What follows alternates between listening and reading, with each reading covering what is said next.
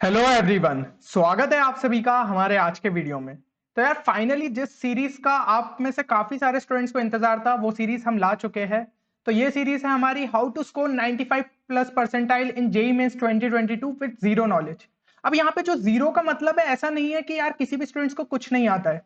आप में से हर एक स्टूडेंट ने कम से कम जो है बोर्ड लेवल पे तो तैयारी की होगी, क्योंकि भाई आपको बोर्ड्स देना है। तो जो भी आपका बोर्ड्स का नॉलेज है, आपको बेसिक फॉर्मूलेस यूज करना आता है, बेसिक कॉन्सेप्ट्स भी पता है, उनके दम पे भी आप 8 से 10 क्वेश्चन तो जेईई मेंस के काफी इजीली सॉल्व कर सकते हैं।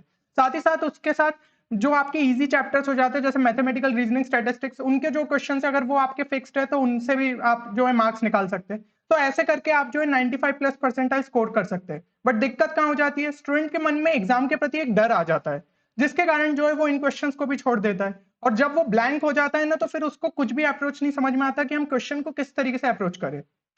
तो यहाँ पे पिछले साल भी जो है हम ये सीरीज लाए थे, और आप देख सकते हैं कि स्टूडेंट्स को इससे काफी ज्यादा फायदा हुआ था।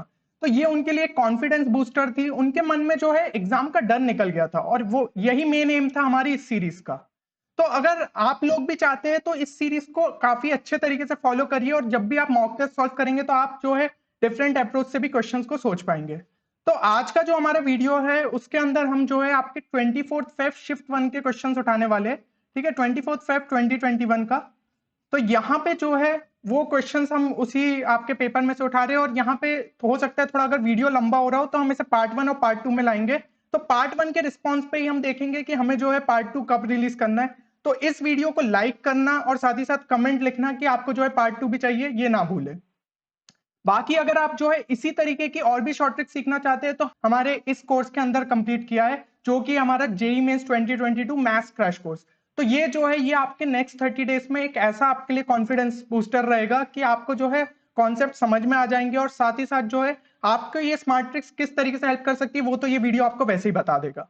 तो चलिए फिर, अगर आपको इस कोर्स में इनरोल करना है तो आप हमारी वेबसाइट 10qchallenge.com पे जा सकते हैं और इस कोर्स में इनरोल कर सकते हैं। तो बिना किसी देर के हम स्टार्ट करते हैं आज के वीडियो को। तो 24th फेब शिफ्ट 1 के जो है हम क्वेश्चंस देखने वाले। सबसे पहला क्वेश्चन आपकी स्क्रीन पे ये रहा। तो इस क्वेश्चन में दे के रखा है कि if the tangent to the curve y is equal to x cube at the point p t comma t cube meets the curve again at q, then the ordinate of the point which divides pq internally in the ratio 1:2 is। अब जिन students को जो है normal approach पता है तो वो तो इस तरीके से करेंगे कि आप पी पॉइंट पे जो है इस कर्व के अलोंग टेंजेंट की इक्वेशन निकालेंगे, फिर उसका जो है इंटरसेक्शन निकालेंगे कर्व के साथ, और हमें जो है क्यू पॉइंट मिलेगा, और लास्ट में जाके जो है आप ऑर्डिनेट निकालेंगे। तो सबसे पहले तो मैं आपको ऑर्डिनेट का मतलब बता दूं, तो आपका जो ये कोऑर्डिनेट्स लेकर रहते हैं ना, एक्स हमारा एब्सिसा होता है और वाई जो है हमारा ऑर्डिनेट रहता है। तो हमें बेसिकली वाई कोऑर्डिनेट निकालना है उस पॉइंट का जो कि हमारी पी क्यू लाइन को 1:2 के रेशियो में बांट रहा है।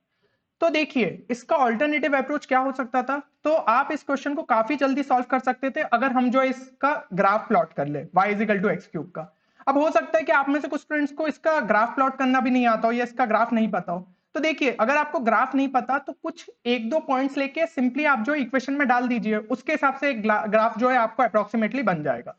तो मैंने x की जगह अगर 1 डाला तो मुझे y क्या मिल रहा है 1, यानी कि ये 1,1 से पास होगा। और सिमिलरली x की जगह अगर मैं -1 डालूं तो y मुझे क्या मिल जाएगा -1। तो ये जो है इधर से -1 से ही पास होगा, ये हमें पता चल गया। x की जगह अगर मैं 2 डालूंगा तो y हमें क्या मिल जाएगा 8, यानी कि ये जो हमारा ग्राफ है वो इस तरीके से आपका ऊपर की साइड जाएगा। तो यहाँ पे और अच्छे से ड्रॉ कर दे रहा हूं मैं। तो ये जो हमारा ग्राफ है ये इस तरीके से आपका ड्रॉ हो गया, और सिमिलरली जो है ये वाला भी हमारा इस तरीके से चला जाएगा। तो यहाँ पे हमने जो है एक रफ ग्राफ को प्लॉट कर लिया, ठीक है। फिर यहाँ पे आपको बोला गया है at point P t comma t cube. तो आपको जो है टी की जगह हम अगर कोई एक नंबर ले ले तो हमारे लिए और क्वेश्चन आसान हो जाएगा। तो टी की जगह अगर मैं 1 मान लूं तो हमारा पॉइंट पी क्या हो जाएगा 1,1।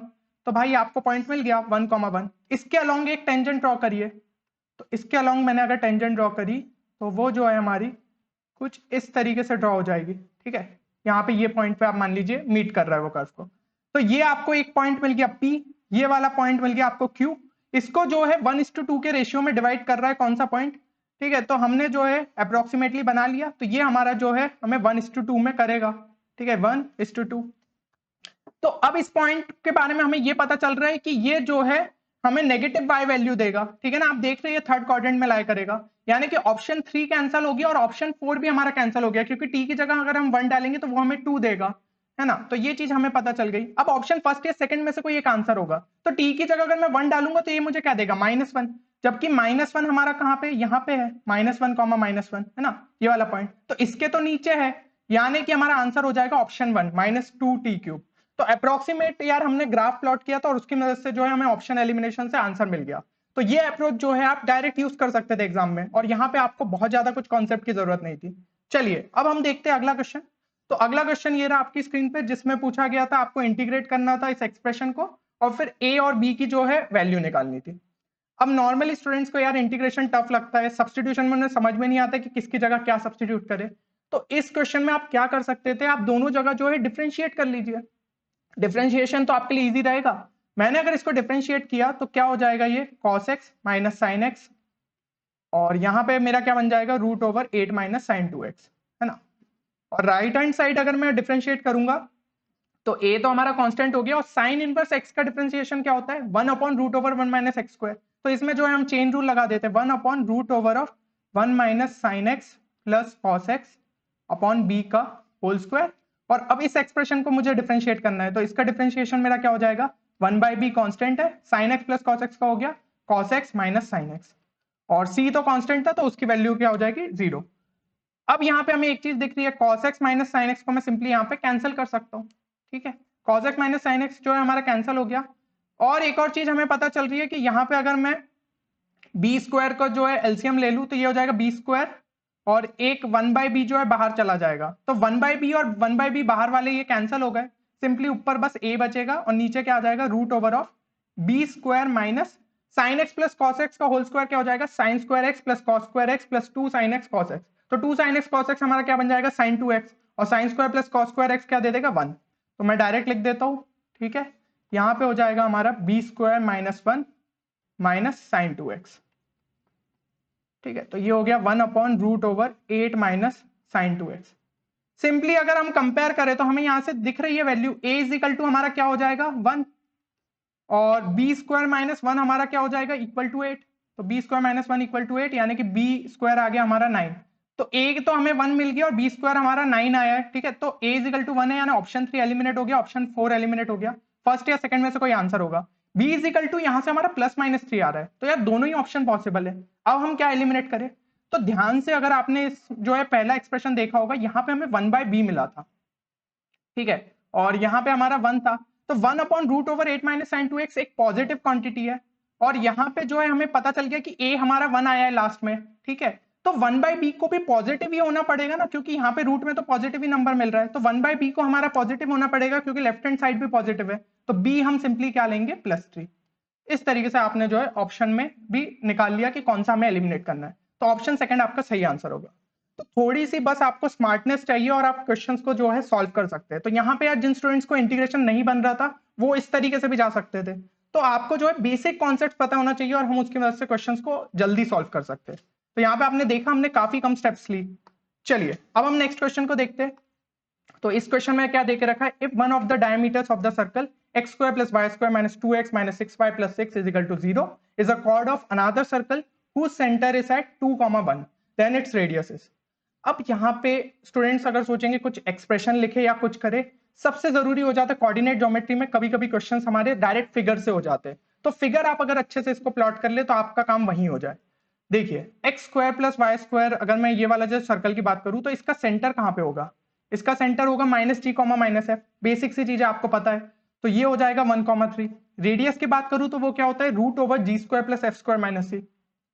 तो ये हो जाएगा √1² + 3² - 6, यानी ये वैल्यू मिल गई हमें इक्वल टू 2। तो यहां तक हमने निकाल लिया। अब बस जो है आप एक बार बना लीजिए। तो यहाँ पे हमारा 1, 3 जो है सेंटर है, 1, 2, 3, 1, 3 हमारा सेंटर हो गया, रेडियस इसका 2 है। तो ये इस तरीके से जो है हमें एक सर्कल मिल गया। अब दूसरा क्या बोला है कि इसका जो डायमीटर है that is a chord of another circle whose centre is at 2, 1। 2, 1 हमारा कहाँ आ जाएगा, यहाँ पे आ जाएगा कहीं। तो इसकी अगर मैं डायमीटर की बात करूं, ठीक है, तो डायमीटर हमने अगर यहाँ पे एक कोई ड्रॉ किया, मान लीजिए ये, तो यहाँ पे एक सर्कल हमने जो है एज अ सेंटर 2, 1 को लेके बना दिया। अब आपको क्या बोला था कि रेडियस क्या होगी इसकी, तो देखो ये वाला जो है सेंटर क्या है 1,3 और 2,1, तो इनके बीच में डिस्टेंस क्या हो जाएगा हमारा, इसके बीच में डिस्टेंस हो जाएगा root over of 1 square plus 2 square यानी कि √5। और इसका रेडियस पता है आपको, निकाला था अपन ने, r इजिकल टू हमारा क्या आया था 2, तो ये वैल्यू हमें पता है 2। ये अगर 2 है, ये आपका √5 है, तो ये वाला आपका क्या होगा, सिंपली आपका जो है राइट एंगल ट्राइंगल बन गया। ये 2 है, ये √5 है, तो इसकी वैल्यू क्या हो जाएगी, इसकी हमारी सिंपली 3 हो जाएगी, रूट ओवर 2 स्क्वायर प्लस 5 यानी कि √9 विच इज इक्वल टू 3। तो हमें रेडियस क्या मिल जाएगा 3। सिंपली जो है फिगर के ही बेसिस पे हमने क्वेश्चन सॉल्व कर लिया। तो बहुत जरूरी होता है कि कोऑर्डिनेट ज्योमेट्री के जब आपके क्वेश्चन या फिर कोनिक सेक्शन वाले रहते हैं उनमें आप फिगर को अच्छे से ड्रॉ करें। तो बहुत सारे क्वेश्चन तो फिगर बेसिस पे ही हो जाते हैं। तो नेक्स्ट क्वेश्चन है हमारा, यहाँ पे आपको जो है एक फंक्शन देके रखा है f(x) is equal to give x-1 cos 2x-1 और यहाँ पे आपका आ गया π/2, इस तरीके से देके रखा है। तो यहाँ पे पूछा गया है कि वो कहाँ पे डिसकंटिन्यूअस रहेगा या कंटिन्यूअस, ये आपको बताना है। तो जनरली इस टाइप के क्वेश्चन में स्टूडेंट्स क्या करते हैं कि वहां पे लेफ्ट हैंड लिमिट निकाली, राइट हैंड लिमिट निकाली, फिर इक्वल है कि नहीं उस हिसाब से चेक करते हैं। बट आप जो है सिंपली कभी कभी जो है एक्सप्रेशन को डायरेक्ट देख के भी बता सकते हैं, जैसा कि इस क्वेश्चन में होने वाला है। देखिए यहाँ पे आपको लिखा है गिव x-1, तो हमें पता है कि गिव फंक्शन जो है वो डिसकंटिन्यूअस कहाँ पे होता है, सारे ही आपके इंटीजर पॉइंट्स पे हो जाता है ना। ये चीज मेरे हिसाब से आपको ग्राफ से पता होगी। तो जब ये सारे इंटीजर पॉइंट्स पे हमें डिसकंटिन्यूटी देता है तो हमें सिर्फ वहीं पे चेक करना है कि जहां जहां पे भी जो है x मतलब इंटीजर रहेगा वो वाले पॉइंट्स को हम चेक कर लेते हैं कि ओवरऑल फंक्शन क्या वहां पे कैसा शो कर रहा है।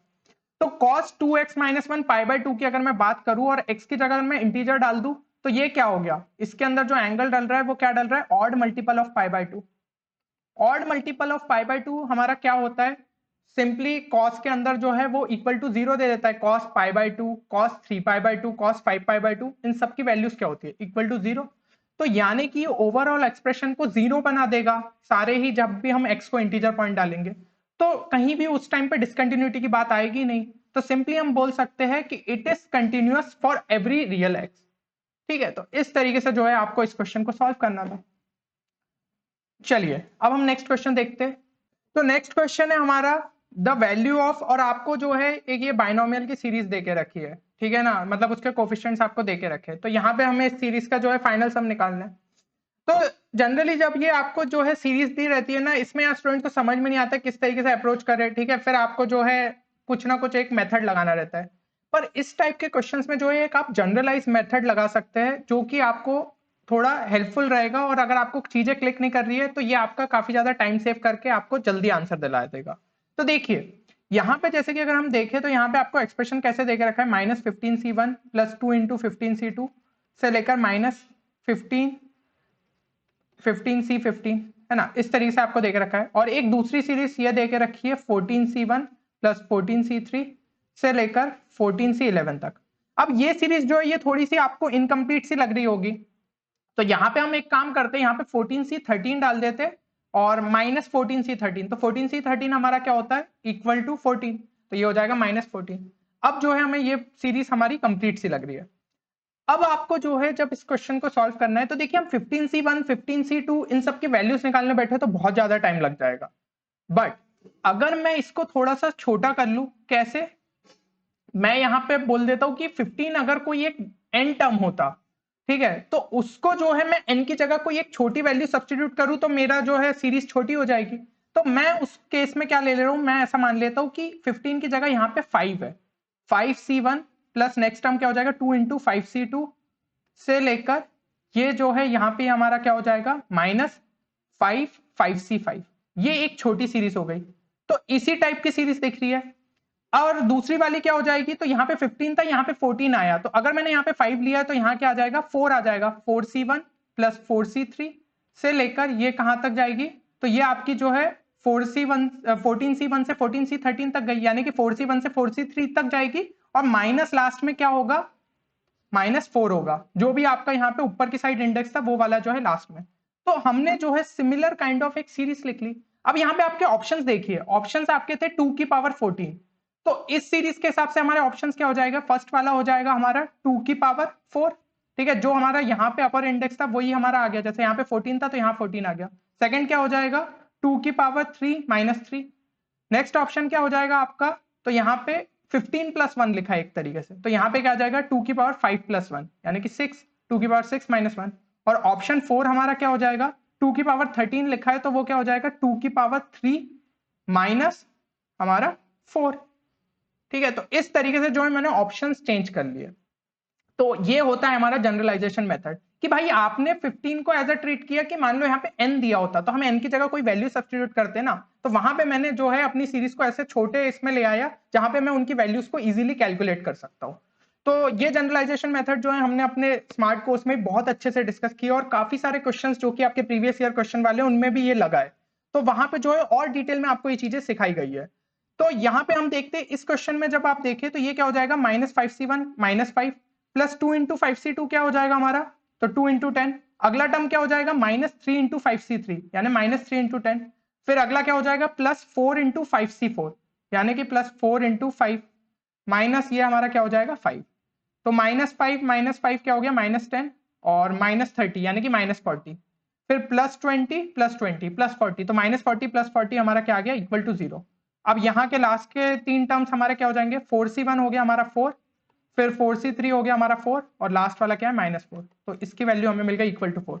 ऑप्शन चेक करिए कि कौन सी वैल्यू जो है हमें इक्वल टू 4 दे रहा है, तो सिर्फ ऑप्शन 4 जो है वो हमें आंसर 4 देगा। इस तरीके से जो है आपको फाइनल आंसर मिल गया। तो बायनोमियल का और कोई कॉन्सेप्ट यूज नहीं किया हमने, तो सिंपल बस कोएफिशिएंट्स की वैल्यू निकाली और वो तो आप निकालना जानते ही होंगे, बस उतना करा है। तो ऐसे कई बार जो है आप सीरीज को इस तरीके से छोटे फॉर्म में ला सकते और उन्हें सॉल्व कर सकते। तो यहाँ पे जो है n की जगह 5 क्यों लिया, n की जगह मैंने 4 क्यों नहीं लिया, क्योंकि भाई देखिए यहाँ पे ऑड चीज दी है तो हमने जो है उस हिसाब से यहाँ पे ऑड नंबर चूज किया, और यहाँ पे ऑड फिर इसके बाद दूसरा वाला इवन दिया था, तो यही अपन को जो है सिमेट्री टाइप की बैठानी है। और एक और चीज थी कि अगर मैं 3 और 2 लेता तो भाई वो बहुत छोटे नंबर हो जाते, हो सकता है उसमें हमारे ऑप्शन सिमिलर से आते, इसलिए हल्का सा बड़ा लिया जहां पे हल्की सी कैलकुलेशन करनी पड़ी बट आंसर हमारा काफी जल्दी आ गया। तो ये अप्रोच जो है आपको सीखना रहता है। तो मेरे हिसाब से यार जितनी भी ट्रिक्स आपने आज हम लोगों ने आज डिस्कस की वो आपको अच्छे से क्लियर होगी और आपको इनमें मजा भी आया होगा। तो अगर आप चाहते हैं कि हम इसी का पार्ट 2 लाए जिसके अंदर हम 24th फेब शिफ्ट 1 के ही और भी क्वेश्चन सॉल्व करेंगे, ठीक है, तो अभी तो हमने यहाँ पे 5 क्वेश्चन देखे और भी देखते हैं कि पेपर में किस तरीके के क्वेश्चन थे, तो उससे आपका कॉन्फिडेंस और ज्यादा बूस्ट होगा। तो कमेंट सेक्शन में लिखना ना भूले अगर आप जो है पार्ट 2 चाहते हैं। चलिए मिलते हैं अगले वीडियो में, तब तक ले take care and good bye.